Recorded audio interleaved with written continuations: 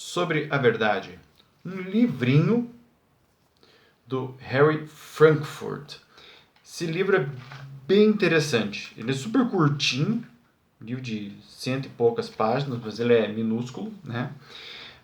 Onde o autor vai fazer uma reflexão bem interessante a respeito da verdade e de como a verdade é tratada aí dentro de um cenário pós-moderno. Então, esse tipo de reflexão é um tipo de reflexão muito interessante, porque assim, hoje em dia é muito comum a gente falar no relativismo da verdade, refletir, digamos assim, que o que importa é o que eu penso, que a minha verdade é fundamental, e cria-se uma ideia, então, de que você pode acreditar em absolutamente qualquer coisa, de qualquer forma, e pronto, e aí está encerrada a discussão. E o que o Harry vai trazer nesse livrinho aqui, e ele, na verdade, esse livrinho é uma resposta a um outro livro dele, né, que eu acho que não tem ainda em português, que é On Bullshit, ou A Arte de Falar Absolutamente Nada.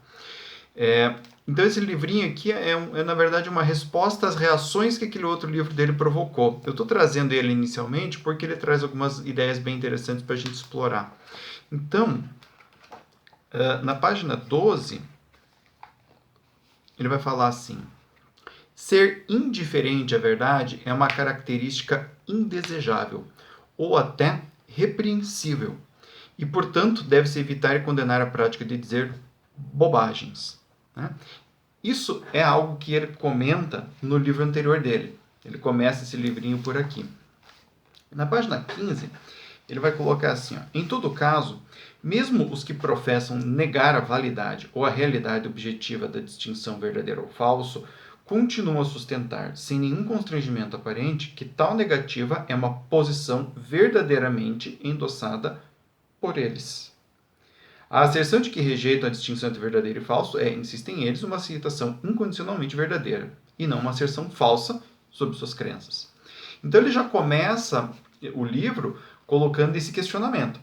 A partir do momento em que você endossa que a verdade é uma coisa subjetiva, que a verdade não existe, de que a verdade é completamente, que a ideia, né, a noção de verdadeiro e falso, ela não existe, você está tratando essa suposição como algo verdadeiro. E a partir do momento que você trata isso verdadeiro, você coloca isso dentro do escopo de uma avaliação, né? Uma avaliação tanto empírica quanto lógica. Então, o que ele vai defender, o que ele vai tratar neste livro é justamente essa análise sobre essa afirmação. Tá?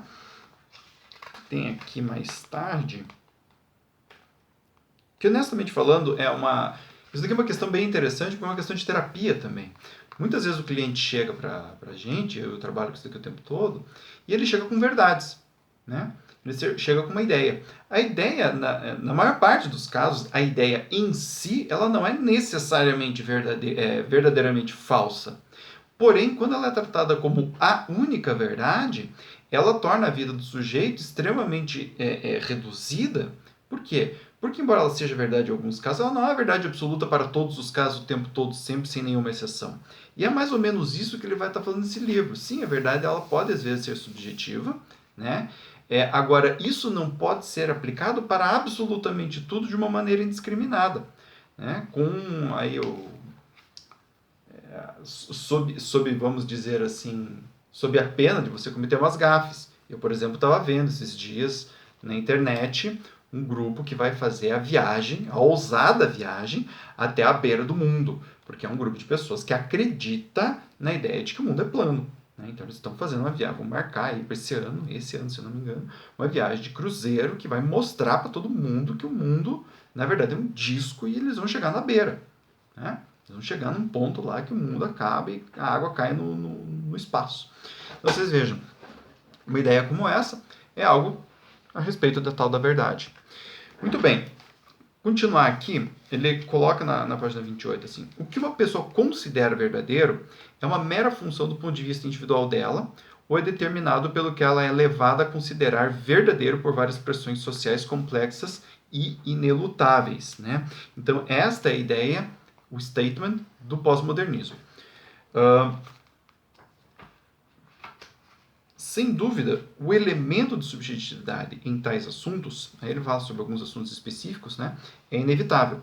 Mas, existem limites importantes ao que significa admitir isso no que se refere ao grau da variação da interpretação dos fatos que se pode esperar.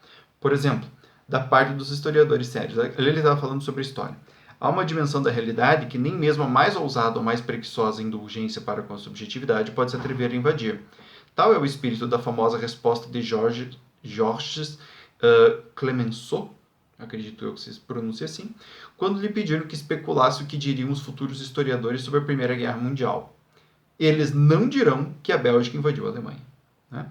Então, o que ele vai colocar aqui é que, embora exista, sim, uma ideia de interpretação de fatos, não se pode interpretar os fatos de qualquer jeito, de qualquer maneira. Ou seja, existe um limite dentro do que é possível, dentro da realidade, em termos de interpretação.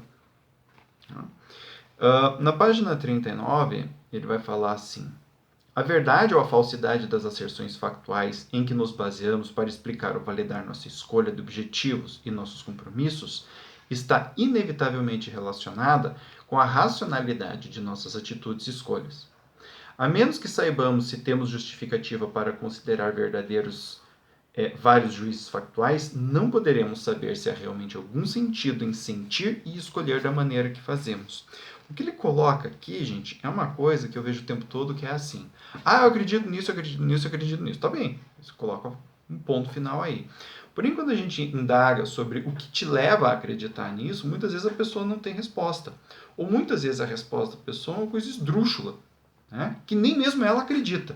Ou seja, muitas vezes a pessoa defende veementemente um ponto que, quando é questionada a respeito do da onde veio a tua crença nisso, é um dado que nem a pessoa mesma consegue manter.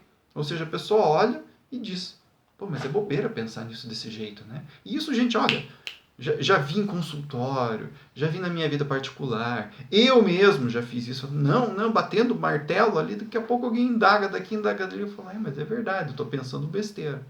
Então o ponto que ele vai trazer é esse: mesmo que você tenha a tua opinião, essa opinião está baseada em algumas questões, e essas questões possuem um certo limite dentro da realidade, ou dentro da, vamos dizer assim, dentro de uma estrutura lógica, e esse limite é importante ser levado em consideração. Você não pode fugir desse limite, porque senão você cai em contradição com você mesmo. Né? Aí, mais tarde, ele coloca assim: muito menos podem aceitar a pretensão mesquinha e narcísica de que ser verdadeiro com os fatos é menos importante do que, entre aspas, ser verdadeiro consigo mesmo, fecha aspas. Se existe alguma atitude intrinsecamente contrária à vida social e decente ordenada, é essa. Então, o que ele fala aqui é no sentido de que, se você quer ser verdadeiro consigo mesmo, você simplesmente não pode abdicar do fato de você buscar as bases dos seus próprios argumentos. Porque daí sim você estaria sendo falso com você mesmo. Mais tarde ele vai falar alguma coisa a respeito do Spinoza, né?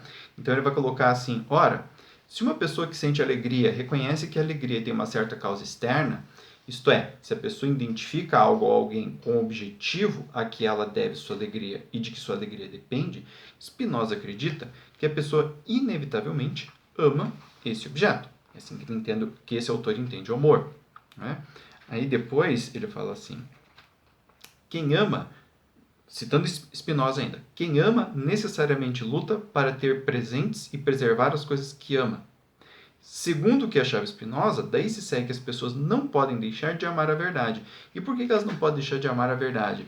Porque a verdade, segundo esse autor, o Spinoza, e segundo o pensamento que o Harry vai desenvolver aqui também, não é algo ruim. Pelo contrário, embora possa ser algo que limita a tua opinião, também é algo que te faz, dentro do mundo, mais útil para você mesmo.